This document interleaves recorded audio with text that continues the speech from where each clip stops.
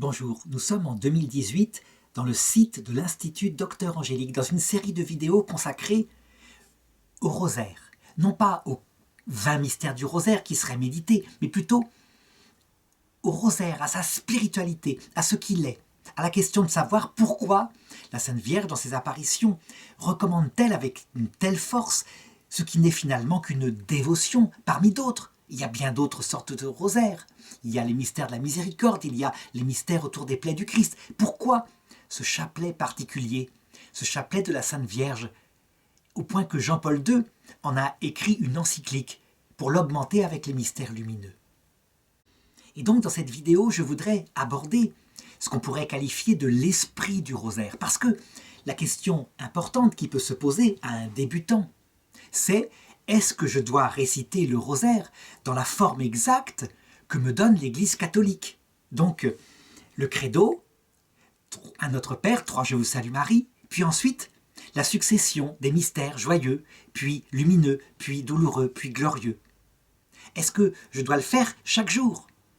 Je dirais que quelqu'un qui débute dans la foi, eh bien, il se pose des questions très concrètes, comme ça, parce qu'il n'y connaît rien. Et donc, dès le départ, il faut savoir ceci. La religion catholique n'est pas la religion musulmane. La religion musulmane, ce qui fait son honneur et sa grandeur, c'est qu'elle a la religion des serviteurs de Dieu. Les servantes et les serviteurs qui font la volonté de leur maître telle qu'il l'indique au détail près, mais qui n'ont pas d'initiative à prendre, si bien que dans le Coran, pour les musulmans, Dieu indique tout dans le moindre détail et on ne doit rien y changer. La façon de prier 5 fois par jour, la façon de se passer les mains sur le visage, etc. Tout est ritualisé. Toute initiative qui viendrait des musulmans, eh bien, elle est mise en suspicion parce que on dirait qu'il sort de son rôle, soumission à Dieu, son rôle de serviteur, pour entrer dans quelqu'un qui serait comme un collaborateur. Et ça ne va pas. Voilà pourquoi, vers l'an 1000, alors que dans l'Église catholique, on instaure l'obligation de faire de la philosophie, ça veut dire de développer son intelligence par soi-même pour mieux faire de la théologie, eh bien, dans l'islam, on interdit la philosophie parce qu'on doit être dans l'obéissance totale au Coran, comme des enfants, ou comme des serviteurs plutôt. Le christianisme, c'est une religion d'amis. Jésus le dit textuellement dans l'Évangile selon saint Jean. « Je ne vous appelle plus serviteur, je vous appelle mes amis. » Le serviteur ignore les intentions de son maître, tandis que l'ami connaît celui qui m'a envoyé, à savoir le Père.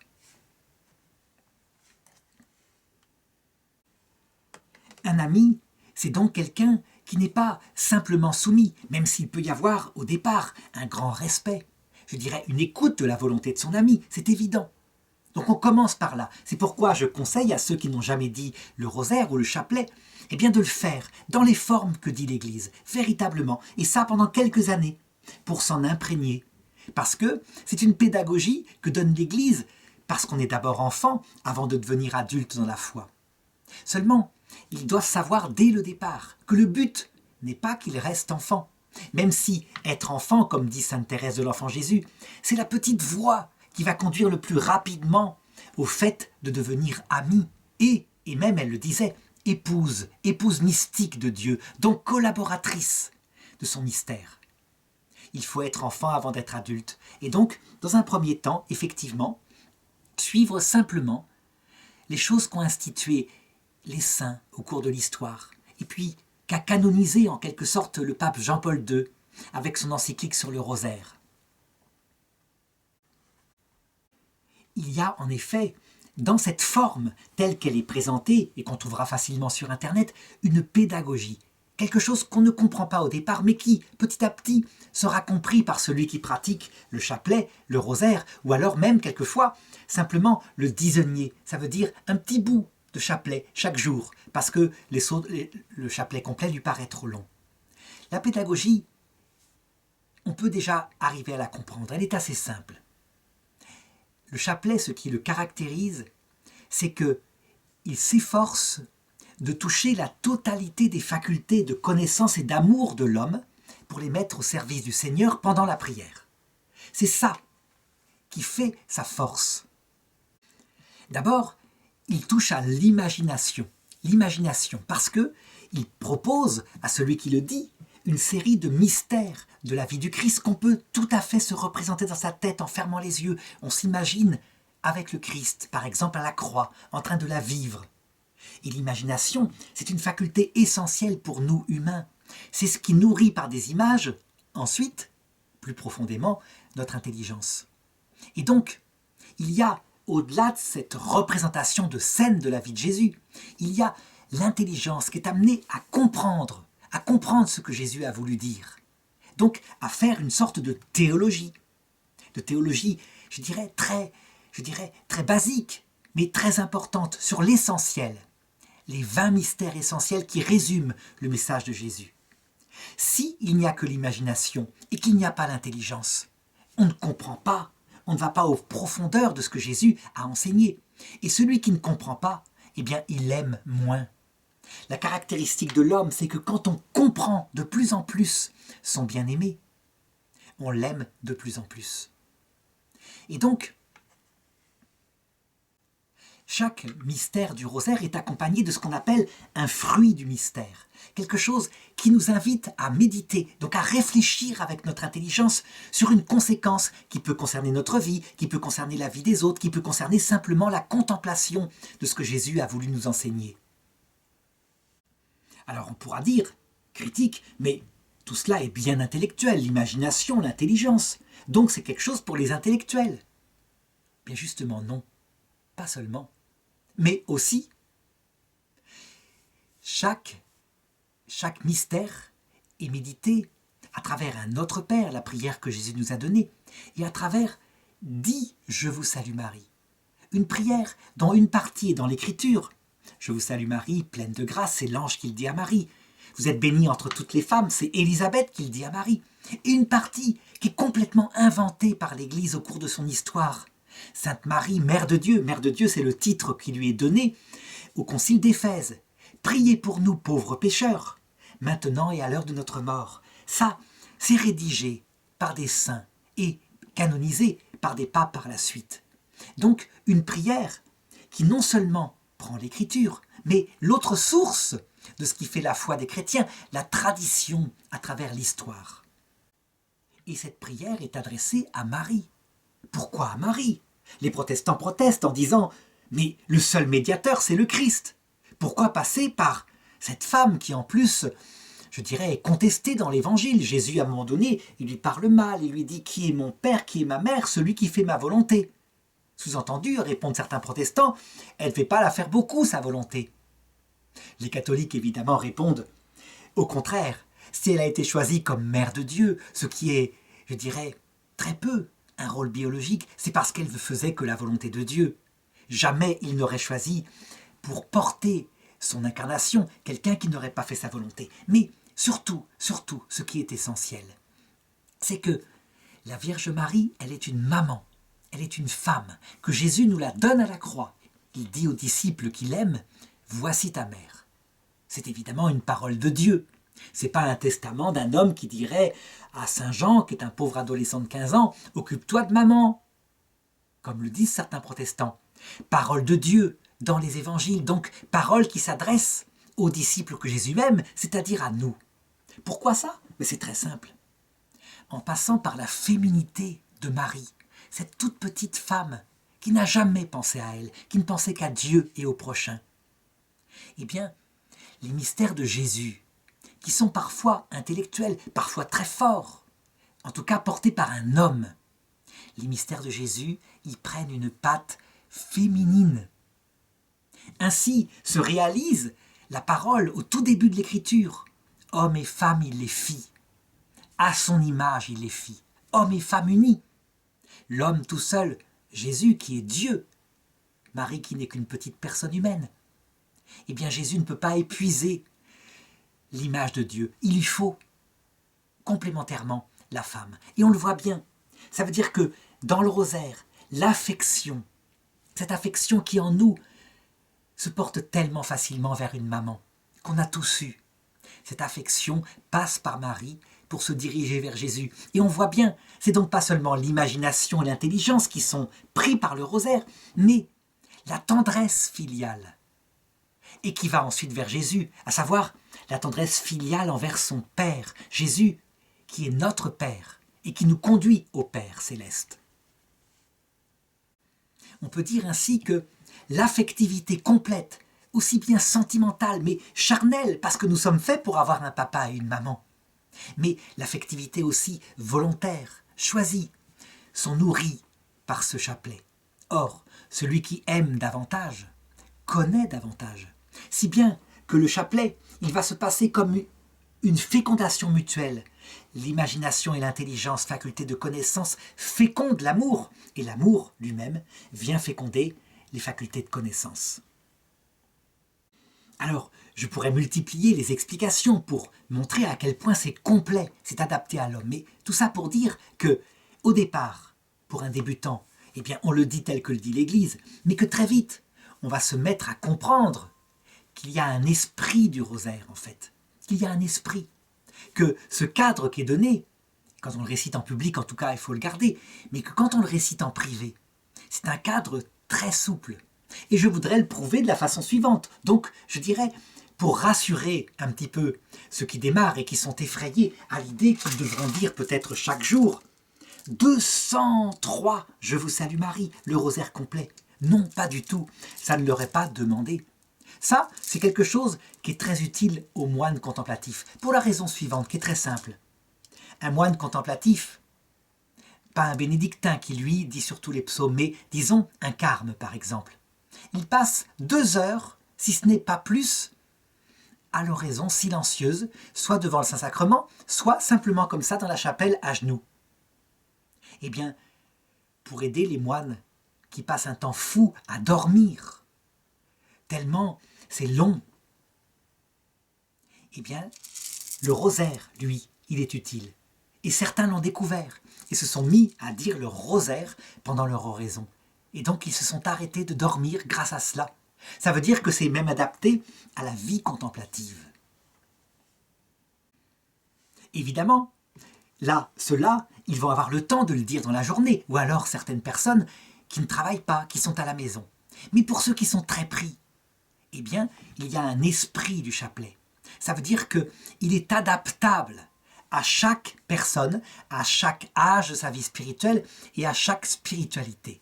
Et je prouve à quel point c'est vrai, je le prouve avec ce que l'Église a inventé comme instrument.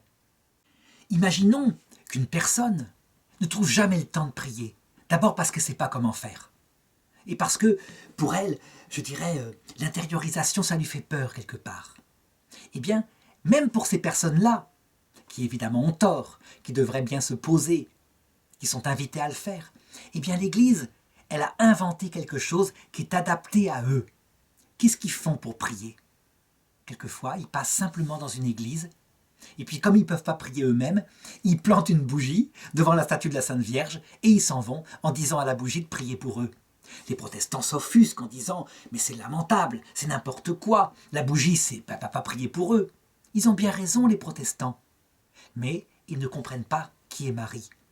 Marie, elle va se contenter de la petite intention si pauvre, ce pauvre fidèle qui ne sait pas prier.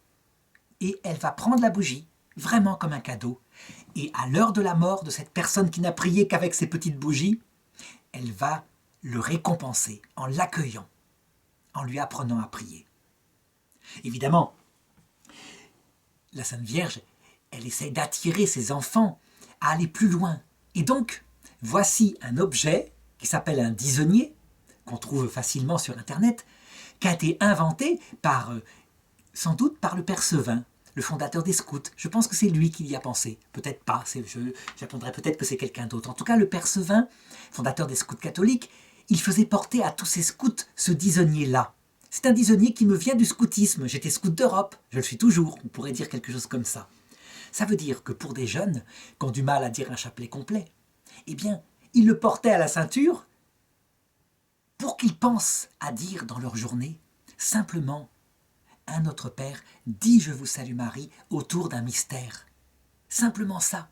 Ça veut dire que, adapté à ces jeunes qui n'ont pas beaucoup le temps de prier pour qu'ils développent leur vie spirituelle. Le chapelet est donc adaptable. Il y a un esprit du chapelet. Évidemment, la Sainte Vierge, quand elle apparaît aux enfants, par exemple à Fatima, des enfants qui sont fervents, elle les encourage à dire le chapelet en complet. Et le chapelet en complet, c'est quoi? Eh bien, ce n'est pas l'immense rosaire que j'ai montré tout à l'heure, c'est simplement ceci. Ça veut dire 53, je vous salue Marie, 6 Notre Père, 1 Gloria, avec 5 mystères qui sont médités. Pourquoi? Parce que très simplement, pour s'adapter à des personnes pour qui c'est trop long le rosaire complet. Eh bien, l'Église a dit, le lundi vous direz les mystères joyeux, le mardi vous direz les mystères lumineux, le mercredi vous direz les mystères glorieux, le jeudi les mystères joyeux, le vendredi les mystères douloureux, le samedi les mystères glorieux, le dimanche les mystères lumineux, ou l'inverse. Vous adapterez en fonction des jours. En fait, ceux qui connaissent bien ont dû avoir leurs oreilles qui ont sifflé parce qu'ils se sont dit « Mais ça ne correspond pas au jour habituel qu'on nous a dit ». Mais oui, avant, quand il n'y avait pas les mystères lumineux, lundi, mystère joyeux, mardi, mystère douloureux, mercredi, mystère glorieux, jeudi, mystère joyeux, vendredi, mystère douloureux, samedi, dimanche, mystère glorieux. Mais il faut bien caser les mystères lumineux. Et donc on fait comme on peut. Donc cet esprit, cette souplesse qui fait que les chrétiens vont adapter leur méditation de tel ou tel chapelet à ce qu'ils sont. Évidemment, quand une personne dit un chapelet complet comme cela, eh bien, ce qui lui est conseillé, c'est de le faire 5 fois par jour. Le matin, la première dizaine. Dans la matinée, la deuxième, etc.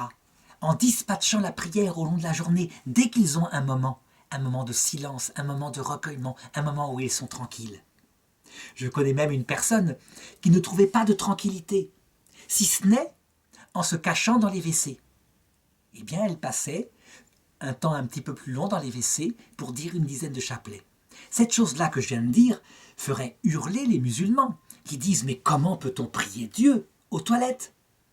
Ça ne fera pas hurler les chrétiens parce que nous n'avons pas la même religion. Encore une fois, je l'ai dit, l'islam est une religion de serviteurs et donc ça passe par des gestes extérieurs comme ça, de grand respect pour son maître. Le christianisme, c'est une religion d'amis, intériorisée au fond du cœur.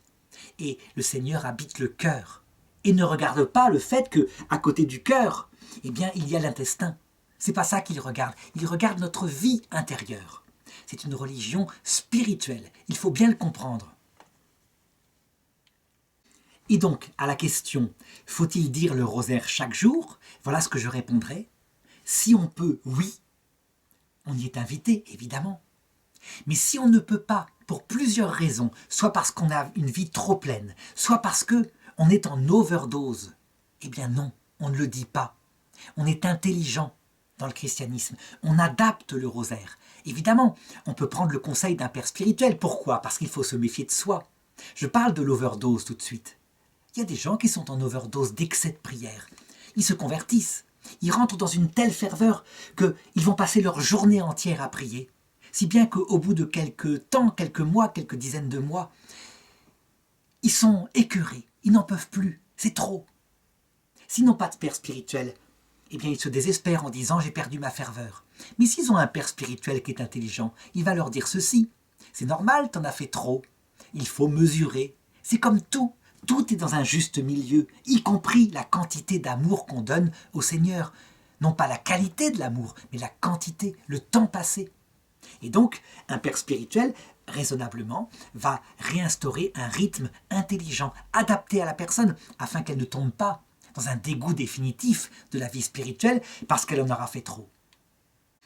Résultat, au cours de la croissance de la vie spirituelle, je verrai ça dans les autres vidéos, il peut arriver même quelquefois qu'un père spirituel dise « tu ne récites plus le chapelet, tu arrêtes pour un temps » parce que c'est en train, je dirais, de te dégoûter de la vie spirituelle. Donc tu prends une pause avec autre chose. Tu vas écouter de la musique classique, tu vas partir dans la nature, tu vas, je dirais, prier d'une autre façon pendant un certain temps afin que le chapelet revienne. Ça peut même arriver, on va dire, mais c'est contradictoire avec ce que j'ai dit, à savoir que c'était adapté à toutes les étapes de la vie spirituelle. Oui, mais quand je dis toutes les étapes de la vie spirituelle, eh bien, parfois, dans ce qu'on appelle la nuit de l'esprit, l'absence de chapelet peut être adaptée à la vie spirituelle et porter son fruit, parce qu'on l'a dit toute une vie, et continuer donc de mûrir l'âme par cette expérience douloureuse dont je parlerai un peu plus tard. Donc, une extrême souplesse. Finalement, pour le comprendre, le chapelet, eh bien, c'est la même chose que dans la vie de couple. La vie conjugale, entre un homme et une femme. Il y a parfois certaines personnes qui sont là et qui jugent le couple de leurs amis en disant « Ils se tiennent jamais par la main. Tu as vu? Ils se tiennent jamais par la main. Ils sont froids.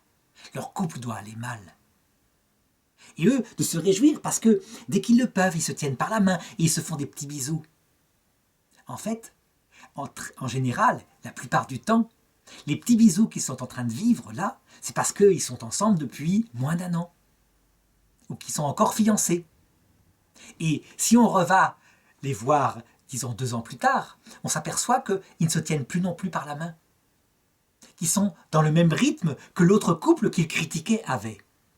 Pourquoi cela?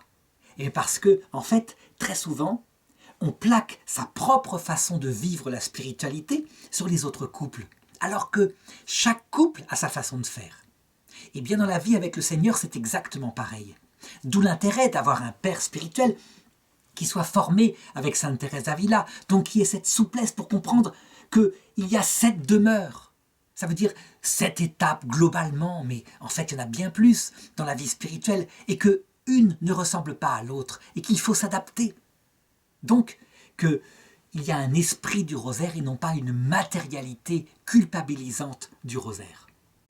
Autre question qu'on peut formuler, et qui est légitime pour un débutant, faut-il obligatoirement suivre les 20 mystères du rosaire tels que les saints et l'Église les a formulés? Et je les redonne. C'est facile à comprendre. Les mystères joyeux sont donc l'Annonciation, la Visitation, Noël, la présentation de Jésus au temple et le recouvrement de Jésus au temple. On peut continuer avec les mystères lumineux. La tentation de Jésus au désert, les noces de Cana, la prédication par Jésus du royaume des cieux, la transfiguration de Jésus au mont Tabor et enfin l'institution de l'Eucharistie. Ensuite, les mystères douloureux, qui sont l'agonie de Jésus au jardin de Gethsémani, l'arrestation de Jésus, la flagellation, le couronnement d'épines, le portement de la croix, la crucifixion, et j'ai rajouté un mystère de trop qui n'existe pas. Pourquoi je l'ai fait? C'est exprès, je vais l'expliquer tout à l'heure. Et les mystères glorieux, la résurrection, l'ascension, la Pentecôte, l'Assomption de Marie, le couronnement de Marie au ciel. Pourquoi ai-je rajouté un mystère? Eh bien pour bien montrer que, au départ, si on les suit, parce qu'il faut un guide, très vite, ou plutôt, quelquefois au bout de quelques années, 10 ans, eh bien on peut les adapter à notre spiritualité, ou alors en modifier un ou deux. L'arrestation de Jésus, effectivement, n'est pas dans les mystères du rosaire.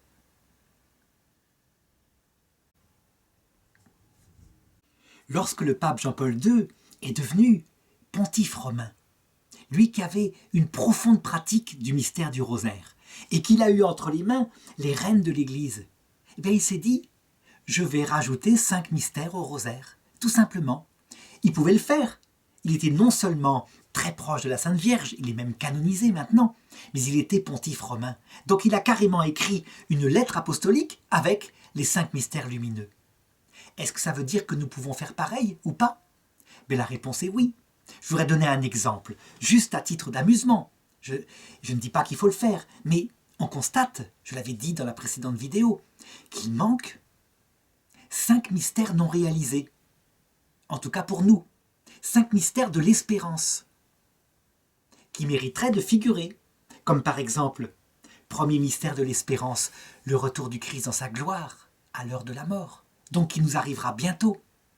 Deuxième mystère, le jugement individuel que nous vivrons. C'est quand même quelque chose d'intéressant à méditer, le fait que nous allons être jugés en fonction de notre amour et de notre humilité. Troisième mystère, le purgatoire que nous aurons peut-être à vivre. C'est quand même très important de méditer sur ce que c'est que ce purgatoire, pourquoi on y va et comment faire pour ne pas y aller. Et puis, pourquoi pas un quatrième mystère, qui serait l'entrée dans la vision béatifique, ce qui nous arrivera, je dirais, après avoir acquis un cœur kénose, mort à nous-mêmes. L'entrée dans la vision béatifique, voir Dieu face à face, méditer là-dessus. C'est notre éternité tout de même. Et enfin, cinquième mystère, notre apostolat au ciel. Que ferons-nous dans l'éternité pour aider ceux qui sont encore sur terre? Ferons-nous comme la petite Thérèse? Passerons-nous notre ciel à faire du bien sur la terre? La réponse est oui. En tout cas, voilà 5 mystères de l'espérance auxquels personne n'a pensé, mais qui auraient certainement la faculté, je dirais, de rendre joyeuse la charité. Parce qu'une charité qui a un avenir, qui attend des choses pour bientôt, elle a comme un moteur en elle-même, un peu comme une fiancée qui sait que dans 3 jours, son fiancé va revenir de la guerre et qu'ils pourront se marier enfin. Dernière question que je voudrais poser, est-ce qu'on peut adapter alors le chapelet à sa sensibilité? Eh bien, je répondrai de la même façon. Au début, non. Non, au début, on se sert du guide. Mais au bout d'un certain temps, dans sa vie spirituelle, parce qu'on est épouse mystique dans notre âme de Dieu, bien sûr qu'on l'adapte. On l'adapte, et je dirais, quelquefois, ne pas l'adapter, c'est l'adapter. Quelquefois, le vivre toute sa vie avec tous les mystères tels que les donne l'Église, c'est simplement une façon de vivre l'amour. Mais d'autres ont besoin de changer, eh bien pourquoi pas? L'essentiel étant de garder l'esprit du rosaire, à savoir une méditation intelligente avec la Sainte Vierge, dans un acte d'amour paisible et répétitif, donc qui, comme une respiration, finit par remplir l'âme de la présence de Dieu et des saints du ciel.